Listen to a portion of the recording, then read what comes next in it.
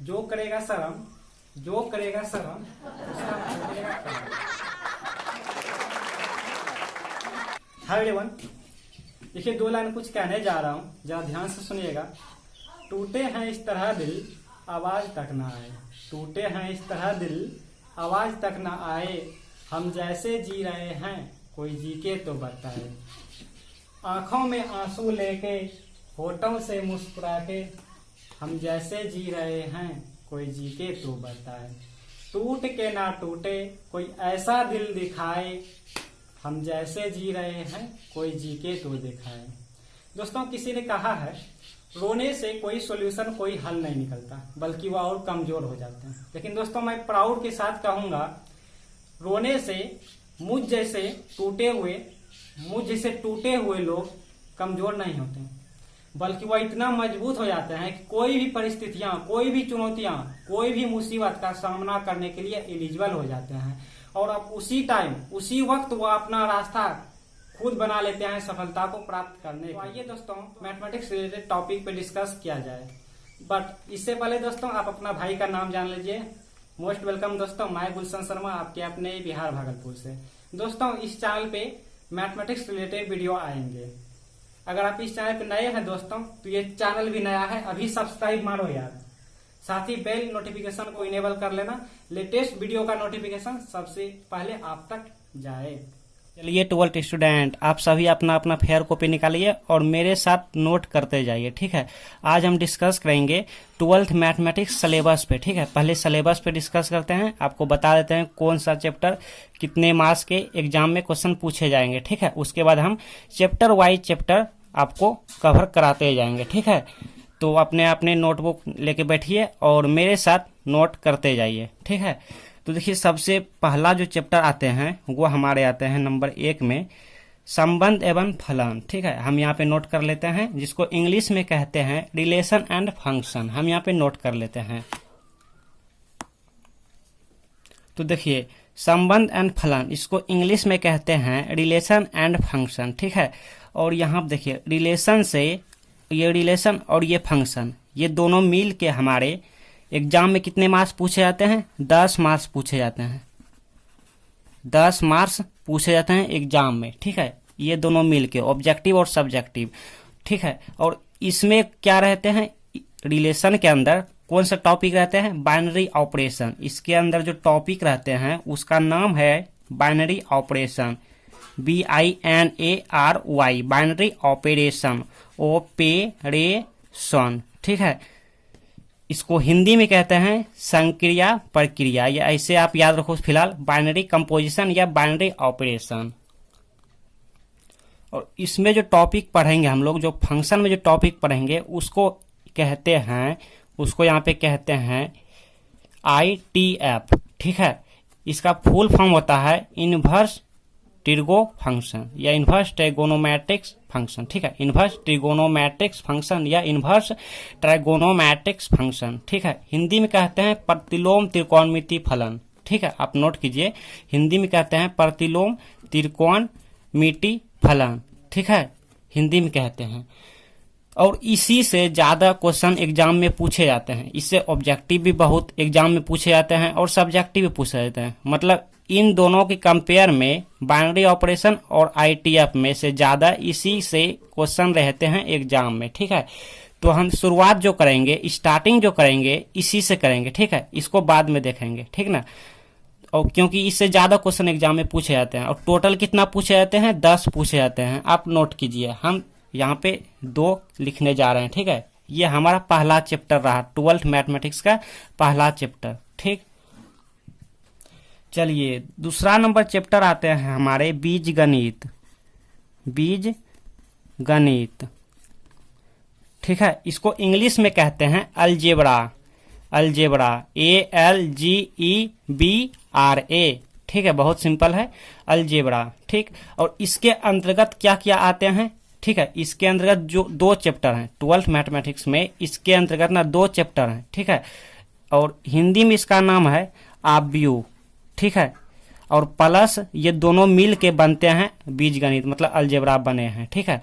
Plus सारणिक, सारणिक, ठीक है, इसको इंग्लिश में कहते हैं, आव्यूह को इंग्लिश में कहते हैं मैट्रिक्स। क्या कहते हैं? मैट्रिक्स, MATRIX, ठीक है, मैट्रिक्स।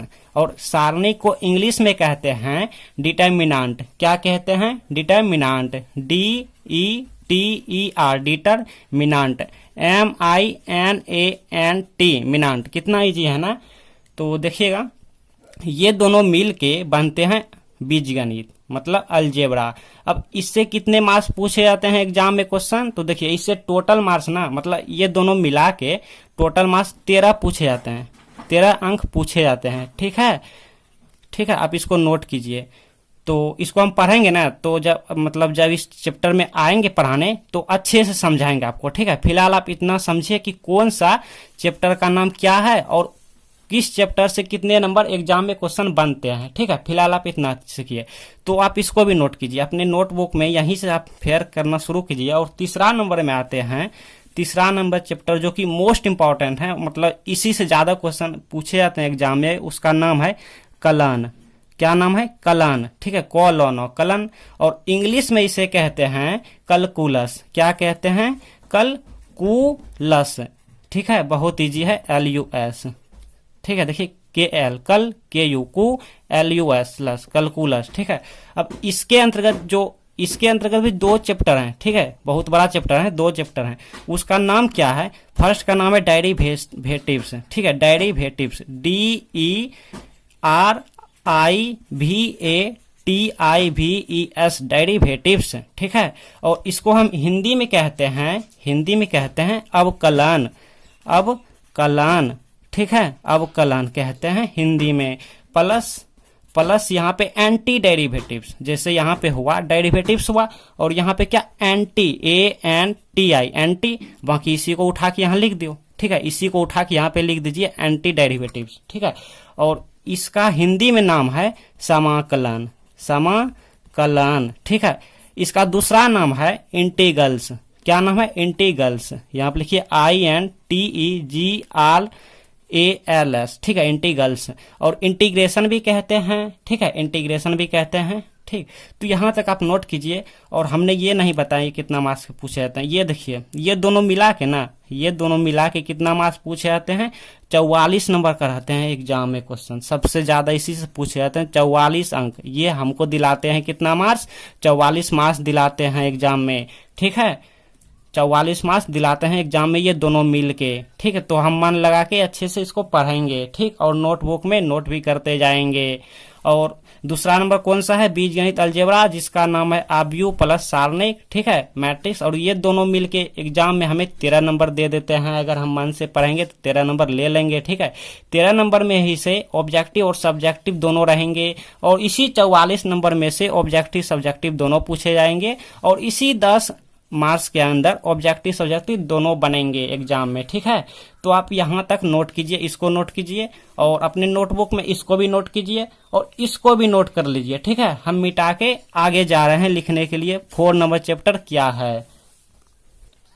चलिए भाई, नोट कीजिए यहाँ तक। और 4 नंबर चैप्टर का जो नाम है, उसका नाम है क्या? Vector algebra, VECTOR, vector algebra, ALLGEB, zebra. ठीक है, कितना इजी है ना। अब देखिए यहाँ पे वेक्टर अलजेब्रा एंड इसी में जुड़ा हुआ है। ठीक है, एंड क्या? And 3D। ठीक है, 3 डायमेंशन, जो हिंदी में कहते हैं त्रिविमीय ज्यामिति। ठीक ना, तो इसको भी आप नोट कीजिए। और ये कितना मार्क्स एग्जाम में दिलाते हैं। और हाँ, ज्यादा क्वेश्चन ना एग्जाम में ज्यादा क्वेश्चन किससे बनते हैं, इसको हम यहाँ पे नोट करते हैं, तब आपको अच्छे समझ आएंगे। एंड यहाँ पर क्या? 3D। ठीक है, 3 डायमेंशन। और 11th में 2D आप पढ़े होंगे, नहीं पढ़े हैं कोई दिक्कत नहीं, 3D आपको समझ आ जाएंगे। यहाँ पे हम अच्छे सबको पढ़ाने वाले हैं।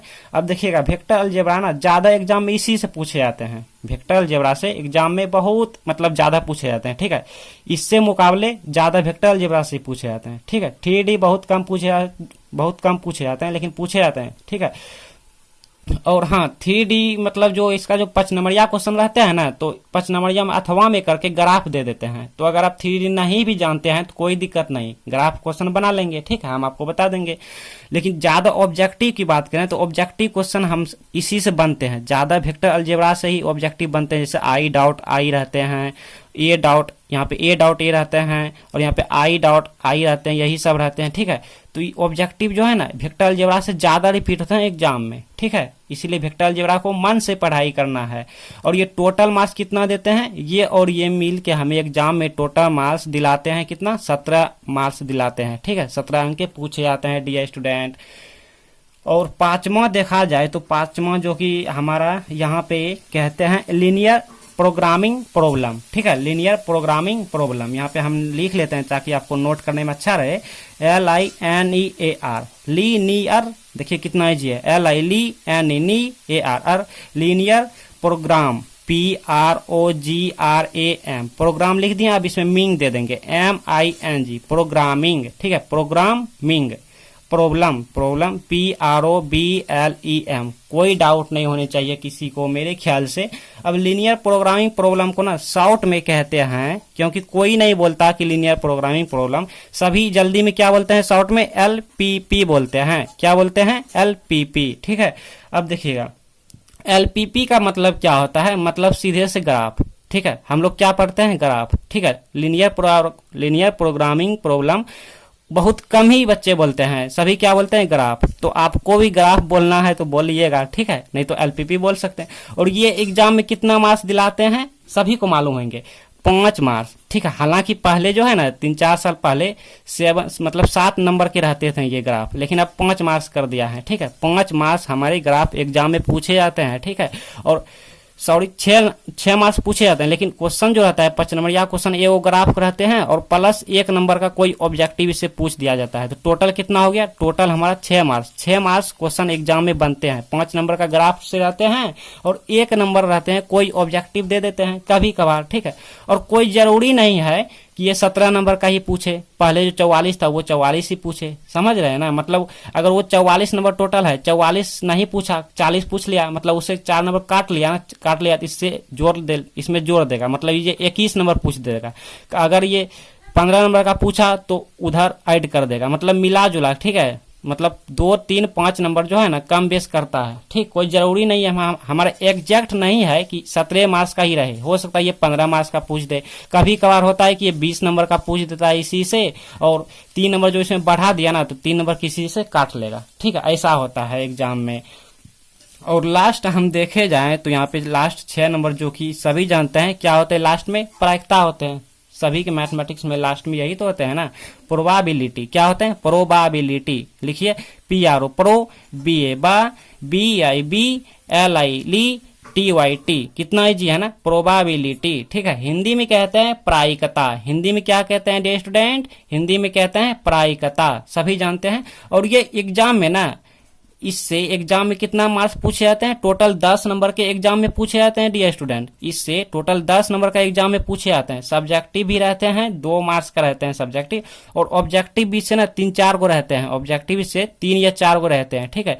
तो इन सभी को हम मन से पढ़ाई करेंगे, ठीक है, चैप्टर वाइज चैप्टर हम पढ़ाई करेंगे, ठीक है। तो यहाँ तक आप नोट कीजिए डियर स्टूडेंट। अगर आप इस चैनल पर नए हैं तो सब्सक्राइब करके नोटिफिकेशन को ऑल कर लीजिएगा, ठीक है, तभी आप अच्छे से पढ़ाई कर पाएंगे इस चैनल से, ठीक ना। तो यहाँ तक आप नोट कीजिए और सब्सक्राइब कर लीजिएगा, और अपने दोस्तों को भी साथ में रखें, ठीक है, अपने दोस्तों को भी इनवाइट करें, उन्हें बताएं कि यहाँ पे 12th mathematics new batch start हो गए हैं, ठीक ना। तो मिलते हैं नेक्स्ट क्लास में, अब बहुत ही जल्द आएंगे, क्या लेके, ITF लेकर आएंगे, क्या लेकर आएंगे, ITF, समझ रहे हो ना, इनवर्स ट्रिगो फंक्शंस, प्रतिलोम त्रिकोणमिति फलन, ठीक है। तो बने रहे हमारे साथ, मिलते हैं नेक्स्ट क्लास में बहुत ही जल्द।